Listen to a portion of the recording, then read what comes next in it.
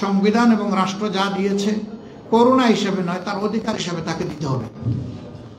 এই অধিকার প্রাপ্তির জন্য যোদ্ধা হচ্ছে রাজনীতি যোদ্ধা এবং বাক যোদ্ধারা।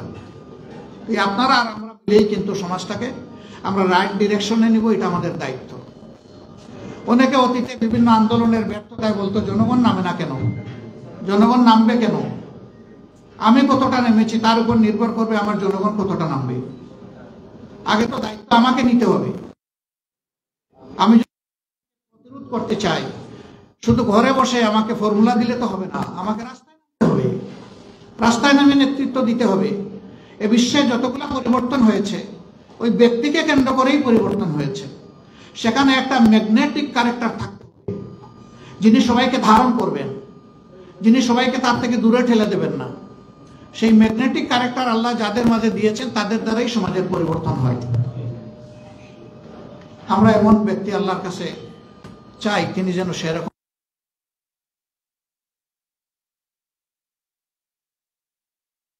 তার অন্তরে শ্রদ্ধার সাথে ধারণ করবেন এমন মানুষ আমাদের বড় প্রয়োজন। আল্লাহ যেন সেটা দিয়ে আমাদেরকে সাহায্য করেন।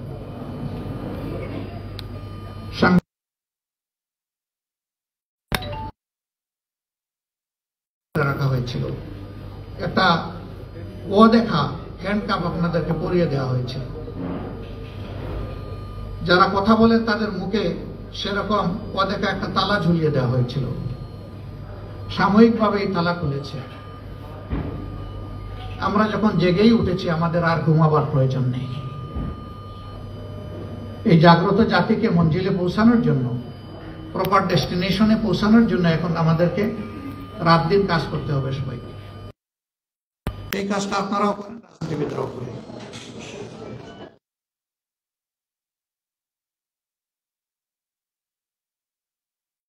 Already emergency, any time anywhere তার ডাক আসবে। তিনি হেসিটেট করতে পারবেন না, তাকে বলতে হবে আমি হাজির। এই জায়গাটা যদি আমরা পরিচ্ছন্ন করতে পারি, আমরা এই বীজতলা যদি সুন্দরভাবে তৈরি করতে পারি, তাহলে এই বীজতলায় অঙ্কুরিত যে চারা, এটা আগামী দিনে এই সমাজকে ছায়া এবং ফল দিবে ইনশাআল্লাহ। তবে হিংসার রাজনীতির অবসান অবশ্যই চাই, প্রতিশোধের রাজনীতির অবসান চাই। অনেকে বলেছেন আপনারা মাফ করে দিচ্ছেন কেন, তাহলে যারা পারপিট্রেটর তারা তো তাদের পাওনাটা পেল না। আপনি কোনটা চাচ্ছেন মানুষের জন্য? আপনি তার ধ্বংস চাচ্ছেন না তার সংশোধন চাচ্ছেন? যদি ধ্বংস চান তাকে নিয়ে যান যেখানে ইচ্ছা, আপনি টেনে নিয়ে যান। আর তার যদি আপনি সংশোধন চান এবং একটা সংশোধিত হাত হিসাবে তিনিও সমাজে কোনো অবদান রাখুন, সেটা যদি চান তাহলে তাকে সংশোধনের জন্য জায়গাটা তৈরি করে দিতে হবে। ওই জায়গায় হিংসার কোনো জায়গা নেই, এখানে উদারতার প্রশ্ন।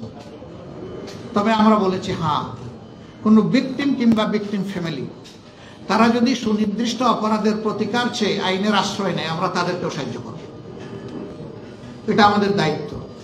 কিন্তু দল হিসাবে আমাদের উপরে যা করা হয়েছে, এই জুলুম শব্দ বলতেও আমার কষ্ট লাগে, যা করা হয়েছে আমরা আল্লাহর রাস্তায় তা ক্ষমা করে দিলাম।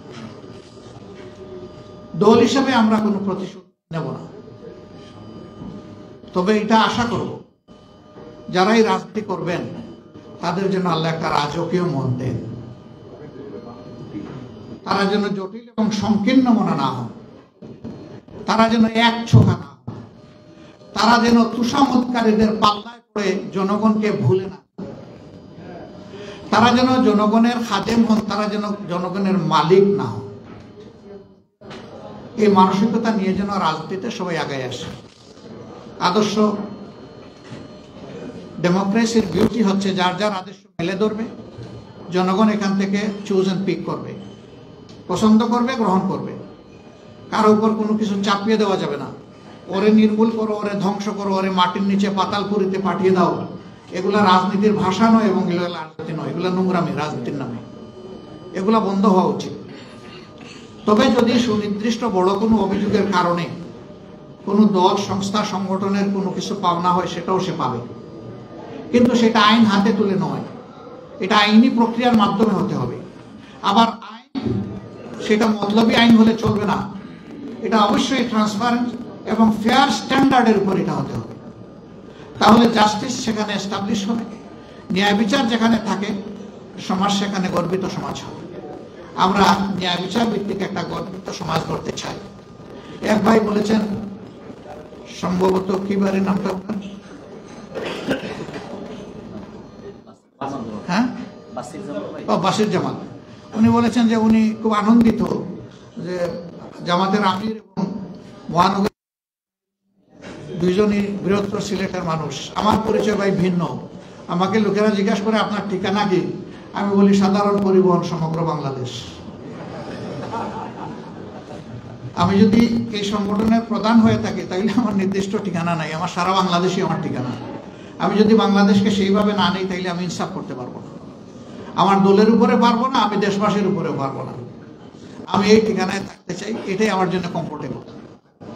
আপনারা দোয়া করবেন। তা আজকে অনেক কথা হয়তো বা বলবো না, আমি শুধু অন্তর থেকে ধন্যবাদ জানাবো আপনারা আমাদেরকে ভালোবেসে আমাদের দুটি কথা শোনার জন্য আপনারা। আমি আপনাদের কাছে কৃতজ্ঞ, আমার দল কৃতজ্ঞ। আর আমি এসেছি মূলত আপনাদের কথা শোনার জন্য।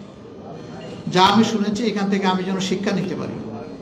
আমার এই বোনটি বলেছেন যে একটু আপনাদেরকে মেলে ধরুন, আপনারা কি চান, এই জাতিকে আপনারা পৌঁছাতে চান। ইনশাল্লাহ আপনারা পাচ্ছেন এবং আরো পাবেন। আমি শুধু এতটুকু বলবো যে শুধু আমাদেরকে নয়, যারা এই দেশে রাজনীতি করবেন তাদের সকলকে আপনারা খোলা মনে দেখবেন। খোলা মনে দেখলে সাদা হিসাবে পেয়ে যাবেন, কালোকে কালো হিসাবে পেয়ে যাবেন। অনেকে আমাদের নিয়ত নিয়ে প্রশ্ন করলে আমি হাসি। নিয়ত অন্তরের ব্যাপারও দেখে কেমনে? সে তো আমার পারফরমেন্স দেখবে, আমার পারফরমেন্স দেখে আমাকে সে বিচার করবে। আমরা